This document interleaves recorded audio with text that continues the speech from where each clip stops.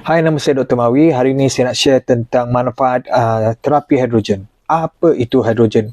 Okey, hidrogen ni adalah satu molekul yang paling halus dan kita tahu setiap hari kita terdedah dengan masalah pencemaran, iaitu masalah asam, masalah stres, kita makan processed food dan perkara-perkara ini memang susah untuk kita hindarkan.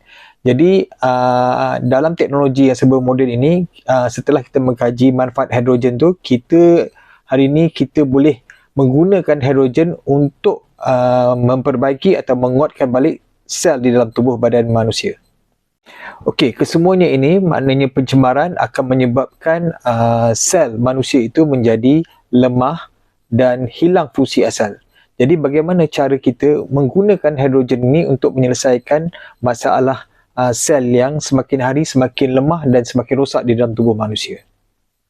Gangguan pencemaran ini kita namakan sebagai radikal bebas. Okey, radikal bebas inilah yang menjadi punca kita katakan sebagai asbab kepada pelbagai penyakit kronik kepada tubuh manusia. Okey, yang kita boleh simpulkan ada 3 cara bagaimana hidrogen memberi manfaat kepada manusia. Okey.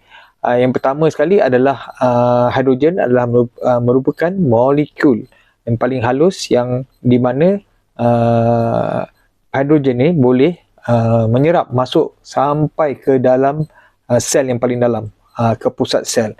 Yang akhirnya hidrogen ini mampu untuk menjadi satu bentuk antioksidan yang susah antioksidan lain untuk sampai. Jadi hidrogen ni disebabkan dia paling ringan, paling halus, jadi dia sangat-sangat laju dan boleh terus menyerap masuk ke dalam sel tubuh manusia. Jadi seterusnya cara yang kedua, apabila hidrogen ni dia sampai ke setiap sel, hidrogen ni akan berfungsi untuk mematikan radikal bebas.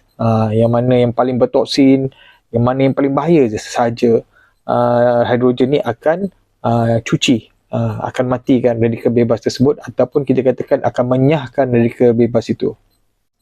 Okey, yang ketiga, bagaimana bila hidrogen ni bila mana dia dah berjaya masuk ke dalam sel dan bila dah musnahkan sisa toksin tadi, dan kehebatan dia, hidrogen ni dia tidak meninggalkan sisa kimia.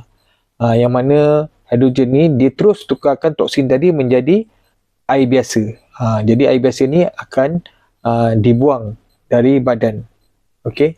So jadi badan kita tadi yang banyak pencemaran toksin dan sebagainya tadi dah dibersihkan, maknanya dah cuci. Jadi sel kita dapat dipertenagakan semula, dapat diberi keseimbangan kepada sistem sel semula dan sistem sel dapat bekerja seperti fungsi asal. Okey, kita pergi kepada kesimpulan. Apabila hidrogen ini berjaya mengurangkan beban yang ditanggung oleh sel, di mana dia detoxkan balik semua radikal bebas, maknanya menyahkan semua radikal bebas, menukarkan segala toksin itu menjadi air dan tidak meninggalkan sisa kimia, mana tubuh badan kita ni akan menjadi bersih. Okey. So badan yang bersih menyebabkan apa? Penyakit pun insya-Allah akan terhindar daripada tubuh manusia itu tadi. Apa tunggu lagi? Saya mengharapkan tuan-tuan untuk klik link saya di bio untuk kita buat temu janji dan insya-Allah saya akan bantu dalam rawatan terapi hidrogen untuk merawat segala permasalahan kesihatan yang tuan-tuan hadapi. Assalamualaikum, jumpa lagi.